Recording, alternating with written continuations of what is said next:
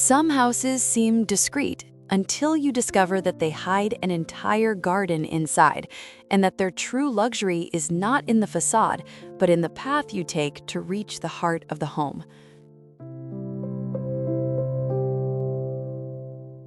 This is Lechuza House in Vila Madalena, São Paulo, created for a couple who decided to return to the city for a simple and powerful reason: to be closer to their grandchildren. But they didn't want just a new house. They wanted to recreate the sense of serenity they once had in the countryside and bring a calmer, greener, more intimate atmosphere into urban life. And the site already presented a challenge. It's a corner lot on a slope with a triangular shape, the kind of plot that often feels difficult to resolve, lacking a nice frontage and tending to generate tight or disconnected spaces.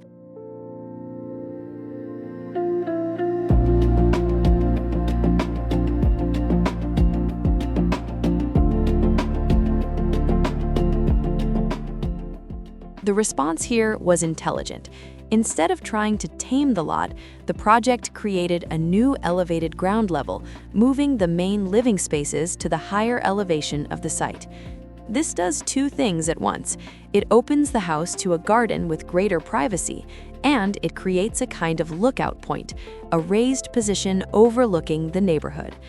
At the same time, the street is handled discreetly, a garage at sidewalk level and a more reserved entrance without exposure. And this is where the experience starts to become interesting. You don't enter directly into the living room. Pedestrian access happens via a small staircase along the side of the lot, which first leads you into the main garden. In other words, before the house, you enter the landscape.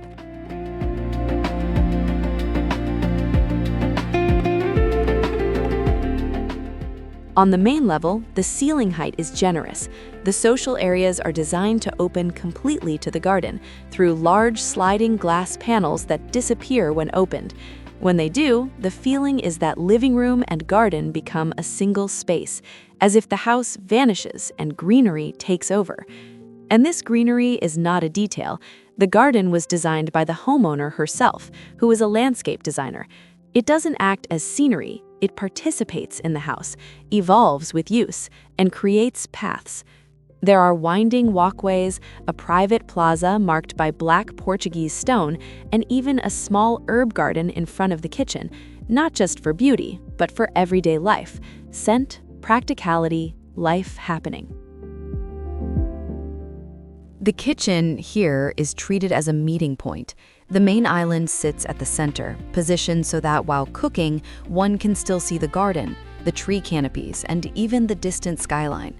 The cabinets do not extend to the ceiling, a small decision that changes the space dramatically, bringing lightness, breathing room, and a sense of openness.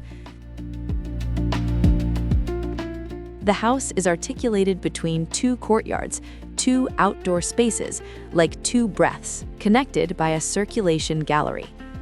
But this gallery is not just a passageway, it becomes a workspace, a home office for the owner, and functions throughout the day with light and ventilation flowing through it.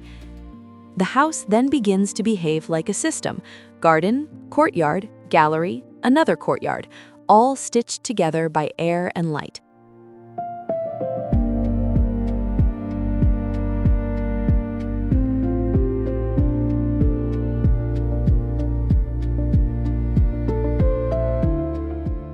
At the back of the house, the same practical generosity continues. A laundry room, ample storage, a guest bedroom opening to the rear garden, and a 3-level vegetable garden for growing greens, like a piece of rural life adapted to an urban lot.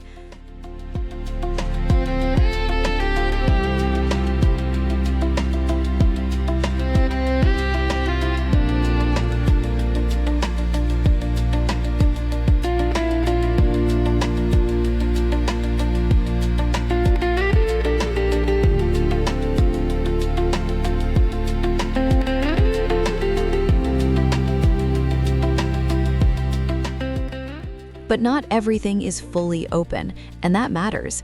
The living room is integrated yet protected. Some walls interrupt the continuous line of glazing and create a more secluded refuge, perfect for intimate moments like watching movies, resting, or simply being quiet. This gesture also creates a special place, an internal gallery for the residents' personal collection, illuminated by a skylight that traces the perimeter of the staircase, as if light were drawing the vertical path of the house.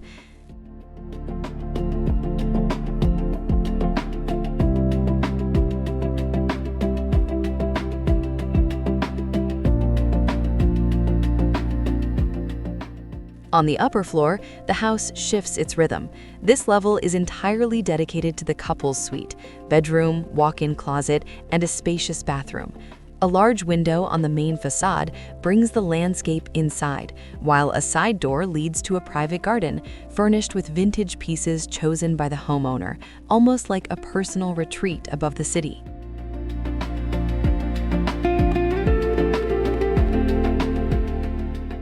The palette follows the same logic.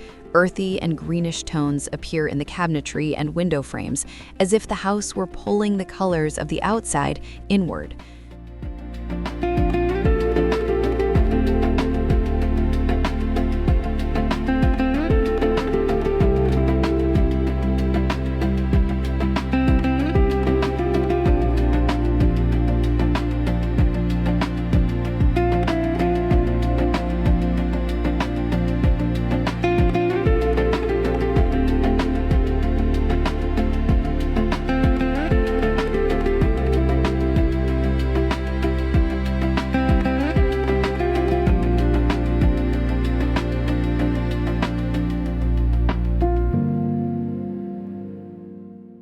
And there is one detail that becomes a scene, a pergola with a mixed structure of metal and rougher wood, creating shade and texture. In the bathroom, a bathtub is placed in front of glass, protected by the canopy of a tree outside, like an intimate, quiet, urban oasis.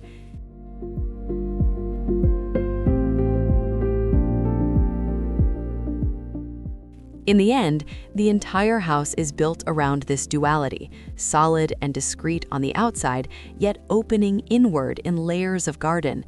Even the external image reinforces this idea, a more solid volume with strategic openings wrapped by two courtyards that function like lungs. The exterior sand-toned color and copper-red window frames evoke the residents' personal memories, including references to Mexico, where one of them spent part of their childhood, and which inspired elements of the project.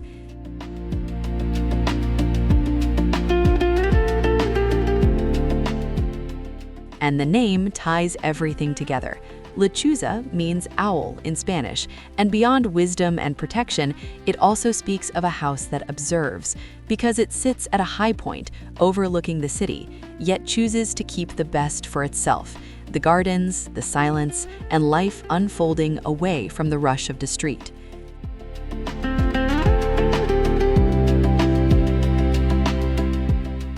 In the end, Lechuza House proves something simple and powerful. An urban house doesn't have to be a place of defense, it can be a place of calm. And sometimes, the most intelligent project is not the one that shows everything, but the one that knows how to hide what truly matters, turning everyday life into a refuge.